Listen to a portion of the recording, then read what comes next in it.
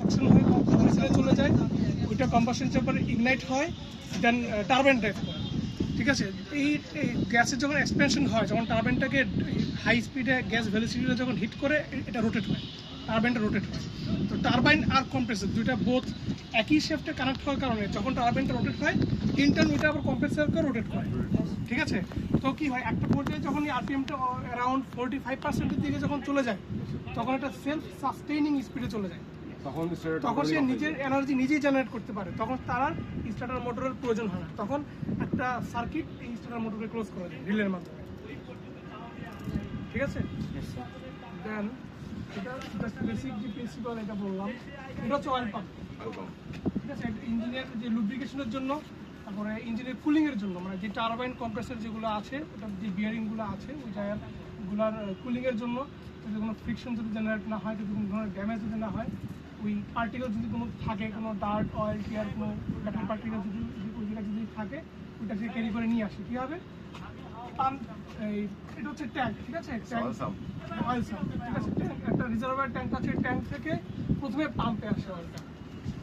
Pump কি high pressure নাকি low pressure? কোনটা? এটা একটাই পাম্প, অয়েল পাম্প একটাই। এই পাম্পে অয়েলটা প্রেশারাইজড হয়, এটা ভিতরে রোটর আছে, রোটর প্রেশারাইজড হয়। এই অয়েলটা চলে আসে হচ্ছে এই অয়েল প্রেশার ফিল্টারে। ঠিক আছে, প্রেশার ফিল্টারে অয়েলটা ফিল্টার হয়ে চলে যায় হচ্ছে লুব্রিকেশনের জন্য, কম্প্রেসার টারবাইন এসব জায়গায় চলে যায়, ওখানে লুব্রিকেট হয়। এরপরে ওইদিকে যদি ফার্দার কোনো মেটাল পার্টিকেলস, ডার্ট, কোনো কিছু ফরেন অবজেক্ট যদি থাকে, ওটা সে কালেক্ট করে, এবং পাশাপাশি কুলিংও করে ওই জায়গাগুলো। কুলিং করে রিটার্নসে চলে আসে এই স্ক্যাভেঞ্জ ফিল্টার। এগুলো হচ্ছে স্ক্যাভেঞ্জ ফিল্টার। ঠিক আছে, এদিকে সে এগুলো ফিল্টার করে স্ক্যাভেঞ্জ ফিল্টার। এগুলো হচ্ছে স্ক্যাভেঞ্জ ফিল্টার। ঠিক আছে, এখানে সে যেই ঘুরে যে আসলো, লুব্রিকেট করে যে আসলো, ওখান থেকে যদি কোনো পার্টিকেলস থাকে, মেটাল বা যে কোনো কিছু, ওগুলো এদিকে ফিল্টার হয়, আবার চলে যায় হচ্ছে ট্যাঙ্কে। ট্যাঙ্ক থেকে আবার চলে আসে পাম্পে। জাস্ট একটা ক্লোজ লুপ একটা সাইকেল। ঠিক আছে, ক্লিয়ার? ওকে, এটা গেল। দেন এটা হচ্ছে হট এয়ার ভালভ। ঠিক আছে, এটা হচ্ছে ইঞ্জিনের যে ফুয়েল, এটা ফুয়েল হিটার। ঠিক আছে, এই দেখো ফুয়েল হিটারের সঙ্গে এটা একটা কানেকশন আছে, দেখছো? তারপরে এই যে এই হট এয়ার ভালভটা, এটার সঙ্গে ইঞ্জিনের ট্যাপিং আছে। ইঞ্জিনের ট্যাপিং থেকে ব্লিড করে কিছু হট এয়ার এটার মধ্যে আসে, এবং এটার মধ্যে কি একটা ভালভ আছে। ভালভটা যতটুকু ওপেন হয় অতটুকু পরিমাণ গরম বাতাস দিকে আসে, ওইটা দিয়ে হচ্ছে ফুয়েলটা হিট হয় ডিমান্ড অনুযায়ী। ঠিক আছে, এটা হচ্ছে ফুয়েলের ড্রেন। আর এদিকে 7টা অ্যানুলার কম্বাসন চেম্বার আছে। এগুলো হইতেছে ফুয়েল এখান থেকে ড্রেন করে, হ্যাঁ, এক্সেস ফুয়েল যেটা কম্বাসন চেম্বার, ওটা এখান থেকে পড়ে যায় এক্সেস যেটা আনলোড। এদিকে 7টা অ্যানুলার কম্বাসন চেম্বার আছে। এই 7 কম্বাসন চেম্বারের মধ্যে নাম্বার 3 আর নাম্বার 7 হচ্ছে ইগনাইটার প্লাগ। ঠিক আছে, ইগনাইটার প্লাগে এবং বাকি যে চেম্বারগুলো, ওগুলোর মধ্যে এই যে ফ্লেমটা ইন্টারকানেক্টরের মাধ্যমে ছড়া যায়। প্রত্যেকটা একটার সঙ্গে আরেকটা ইন্টারকানেক্টর আছে, দেখছো? এগুলো ছড়া যায় অ্যানুলার। ওকে, দেন এটা হচ্ছে fuel LP filter, low pressure filter. ওখানে ওই যে আমরা গতকালকে দেখালাম না একটা জায়গা যে খুলে ফুল জায়গা থেকে আমরা ড্রেন করে আমরা চেক করি পানি আছে কিনা, ওই জায়গাতে দুইটা ইলেকট্রিক্যাল লো প্রেশার পাম্প আছে। ঠিক আছে, ওই পাম্প থেকে এই ফিল্টারে ফুয়েল আসে, এখানে ফিল্টার হয়, তখন এইচপি ফুয়েল সিস্টেমে যায়। এইচপি ফুয়েল সিস্টেম কোনটা? High pressure. ঠিক আছে, কারণ হচ্ছে ইঞ্জিনে যে আমরা যে ইঞ্জিনে যে ইগনিশন যে হবে, ওই জায়গায় ফুয়েলটা যদি প্রপারলি অ্যাটমাইজ না হয়, তাহলে তো ইগনিশন হবে না। এই প্রপারলি অ্যাটমাইজ হওয়ার জন্য কন্ডিশন হচ্ছে হাই প্রেশার। কারণ লো প্রেশারে এটা অ্যাটমাইজ হবে না। ঠিক আছে, সো ওইটার জন্য প্রথমে এই ফুয়েলটা এইখানে ফিল্টার হয়ে চলে আসবে হচ্ছে এই জায়গায়, এইটাতে। এটা হচ্ছে EDP, engine driven pump. So এটার সঙ্গে ইঞ্জিনের শ্যাফটের কানেকশন আছে। তো ইঞ্জিন যখন ঘুরে এটার ভিতরেও যে রোটর আছে পাম্পের, ওই রোটরটা ঘুরে। এটা বিভিন্ন ক্যাটাগরি থাকে রোটরগুলো, ভেন টাইপ, আরও জি রোটর টাইপ, কী জানি আছে, আমার খেয়াল নেই এখন পুরোপুরি। তো এই রোটরগুলোর মাধ্যমে এই ফুয়েলটা প্রেশারাইজড হয় এইচপি সিস্টেমে ফুয়েল নজলে চলে যায়। ফুয়েল নজলে হাই প্রেশার স্প্রে করে।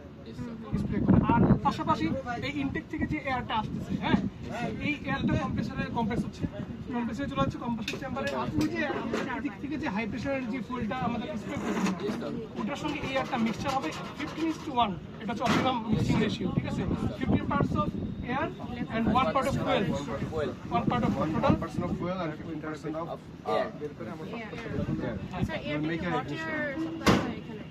এটা না অ্যাম্বিয়েন্ট এয়ার যেটা, হ্যাঁ কম্প্রেসরে এখন কম্প্রেস হওয়ার সময় তো অবভিয়াসলি কিছু হিট জেনারেট হয়, যখন এটা আমি কম্প্রেস করতেছি অবভিয়াসলি কিছু জেনারেট হয়, but not age turbine or exhaust কুলি বলা যায়, ঠিক আছে। তো এটা 15:1 রেশিওতে মিক্সচার হবে হয়, এবং ওই থেকে কমার্শিয়াল চেম্বারের ভিতরে ইগনাইটার প্লাগ দিতে থাকে, এটা হাই ভোল্টেজ স্পার্ক করে, স্পার্ক করলে তখন এটা ইগনাইট হয়।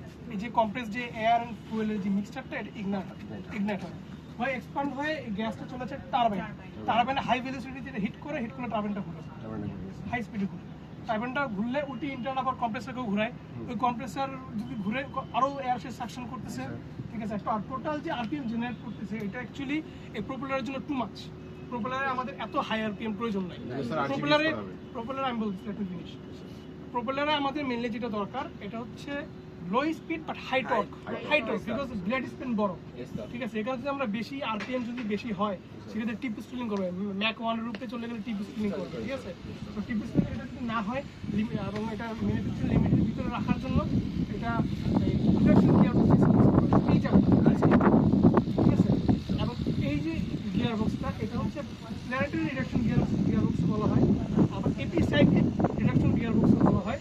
এটার ভিতরে মেইন মানে ভিতরে যে শ্যাফটটা ভিতর থেকে আসছে যেটা রোটেট হচ্ছে, যেটার মধ্যে কম্প্রেসার অ্যান্ড টারবাইন আছে, এটা খুব হাই স্পিড রোটেট হচ্ছে। ফর এক্সাম্পল 38,000 আরপিএম, এত আরপিএম এ কিন্তু প্রপেলার ঘোরানো সম্ভব না। আমার কি লাগবে? আমার লাগবে হচ্ছে লো আরপিএম বাট হাই টর্ক। এটা এই যে এদিকে যেটা আসছে তো এই যে শ্যাফটটা এইখানে একটা গিয়ার থাকে, এই গিয়ারটাকে বলা হচ্ছে সান গিয়ার বা ড্রাইভ গিয়ার, ঠিক আছে। এই সান গিয়ারের পাশে আবার কতগুলো থাকে হচ্ছে প্ল্যানেটারি গিয়ার অ্যাটাচ করা থাকে। এই প্ল্যানেটারি গিয়ারের সঙ্গে আবার লিঙ্কেজ থাকে, এই লিঙ্কেজগুলো প্রপেলার শ্যাফটের সঙ্গে অ্যাড করা থাকে, ঠিক আছে। এই গিয়ারগুলোর মাধ্যমে এই স্পিডটা রিডিউস হয় বাট টর্ক ইনক্রিজ হয়, প্রপেলারটা দেয়। ওটা হচ্ছে গিয়ার রেশিও ডিপেন্ড করে, 27:1 আছে, আরও কম বেশি, এটা একটু মিনিমাম করতে হবে। তবে ইন জেনারেল এরকমই হয় 27:1 অথবা 35:1 এই টাইপের সামথিং লাইক দ্যাট, এই রেঞ্জের ভিতরে, ঠিক আছে। মানে 27:1 মানে কি গিয়ার রেশিও বলো তো? একবার ঘুরবে আমার টারবাইনটা ঘুরে বা শ্যাফটটা ঘুরে ইনকাম ওটাতে আমার প্রপেলার ঘুরবে একবার ইয়েস।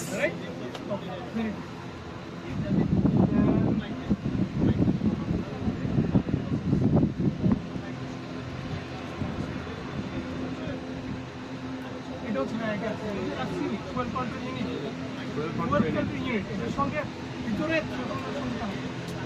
এটা হচ্ছে হাইড্রোমেকানিক্স, এটা হচ্ছে হাইড্রোমেকানিক্স।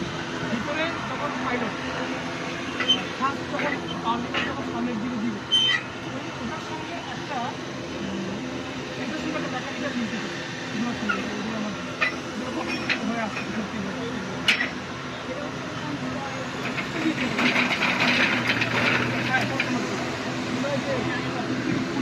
এগুলোর মাধ্যমে হয়ে এদিকে আসছে।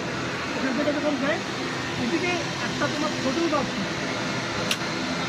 যখন প্রত্যেক থেকে এটা অপারেট করা হয়, ছোটো বাস থেকে পাওয়ারটা আসছে অ্যাপসিও ছোটো বাসে ডিমান্ড করছে, এদিকে আবার একটা metering bulb, fuel metering bulb, fuel metering bulb মানে কী পরিমাণ ফুয়েল মানে পাইলটের ডিমান্ড অনুযায়ী আমার কী পরিমাণ বার্নিং দরকার, কী পরিমাণ আরপিএম দরকার, ইঞ্জিনের ডিমান্ড দরকার, ওই অনুযায়ী আমার মিটারিং বাল্বটা ওপেন হয়তো ওই অনুযায়ী আমার ফুয়েল সাপ্লাই বাড়ে করবে।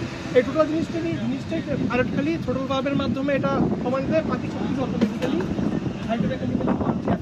এটা হচ্ছে ইনিশিয়াল মানে প্রাথমিক দিকের টেকনোলজি এটা, ঠিক আছে। লেটার পরে যেটা হয়েছে এটা হচ্ছে ইইসি ইলেকট্রিক ইঞ্জিন কন্ট্রোল, এবং সর্বশেষ লাস্ট যেটা হয়েছে এটা হচ্ছে ফ্যাডেক হচ্ছে full authority digital engine control. Totally এটা হচ্ছে কম্পিউটার কন্ট্রোল প্যাকেজ, এটার ভিতরে দুটো ডুয়াল চ্যানেল মাইক্রোপ্রসেসর থাকে, প্রত্যেকটা চ্যানেল ইন্ডিপেন্ডেন্টলি ফুয়েল সিস্টেমে সব কিছু মডিউল করতে পারে, করে সে কমান্ড দিতে পারে এয়ারক্রাফটের ডিমান্ড অনুযায়ী। যেমন আমার যখন গ্রাউন্ডে আছে, গ্রাউন্ডে প্রেশার কম থাকে না বেশি থাকে?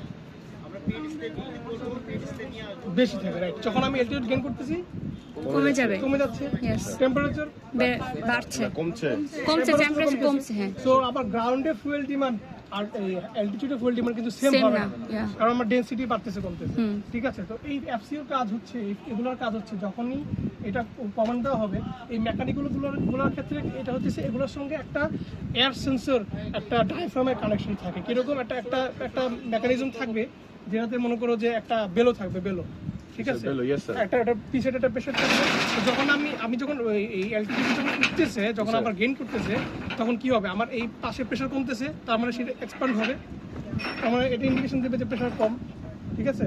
আবার যখন গ্রাউন্ডে নামতেছি, তখন পাশের যে এনভায়রনমেন্টের যে প্রেসারটা এটা বাড়তেছে না, এটাও বেলোটাকে স্কুইজ করতেছে, তখন আবার ইন্ডিকেশন পাচ্ছে যে এফসি ইন্ডিকেশন পাচ্ছে প্রেসার কম, ওই ইন্ডিকেশন থেকে সে ফুয়েল সাপ্লাই বাড়াবে ইঞ্জিনিয়ারিং রিকোয়ারমেন্ট অনুযায়ী, আচ্ছা, ঠিক আছে। এটা জাস্ট একটা বললাম, আর অনেক কিছু ব্যাপার অনেক আছে, যে ফ্যাটিকের যেগুলা not only atmospheric pressure, temperature, এটা আবার ইউজে এডিসি, অ্যাডভান্স কম্পিউটার পিটট স্ট্যাটিক এগুলো কানেকশন থাকে, এগুলো সেই পিটট স্ট্যাটিক আইরন ডিমান্ড, তারপর পপুলার ডিমান্ড, এভরিথিং সব কিছু ক্যালকুলেট করে অটোমেটিক্যালি সেখানে কমাই দেয়। তার দুইটা চ্যানেল আছে, প্রত্যেকটা চ্যানেল ইন্ডিপেন্ডেন্টলি ফুয়েল সিস্টেমটা কন্ট্রোল করতে সক্ষম। যেই সিস্টেমটা হেলদি বেশি, ওই সিস্টেম অলওয়েজ টেক ওভার করে আর সিস্টেমটা, আর যদি সেম থাকে তাহলে পদ্ধতি ক্লিয়ার। এটা হচ্ছে ওয়াটার মেথনল ইউনিট, পাম্প সেটা হচ্ছে WMU, water methanol unit. Sir water method sir এটা হ্যাঁ, ওয়াটার মেথড আমার ওয়াটার মেটেরিয়াল যদি আমি ইউজ করি, সেক্ষেত্রে ওই ককপিট থেকে করলে এখান থেকে ইন্ডিকেশন যায়, ওই পাম্প থেকে ওই অনুযায়ী সাপ্লাই নেয়, নিয়ে ইঞ্জিন স্প্রে হয়, স্প্রে হলে ফাস্ট অগমেন্টেশন হয়, কারণ ওটা তো পিওর অ্যালকোহলের সঙ্গে মিক্সচার, তো ট্যাঙ্কটা এখানে ট্যাঙ্ক প্লাস কি বলে pump, water material pump.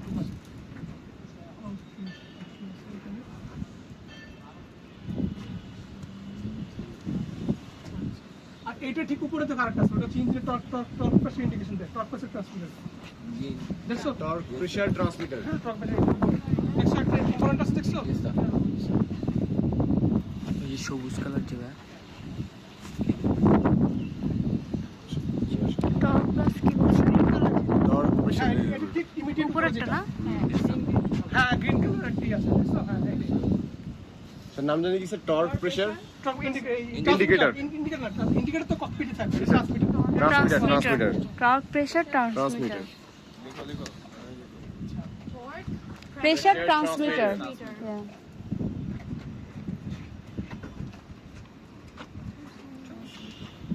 Note কে করতেছে?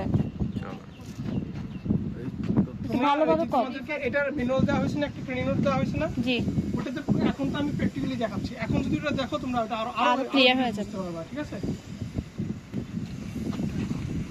আচ্ছা, এদিকে এটা হচ্ছে তোমার পিসিইউ, প্রপেলার কন্ট্রোল ইউনিট,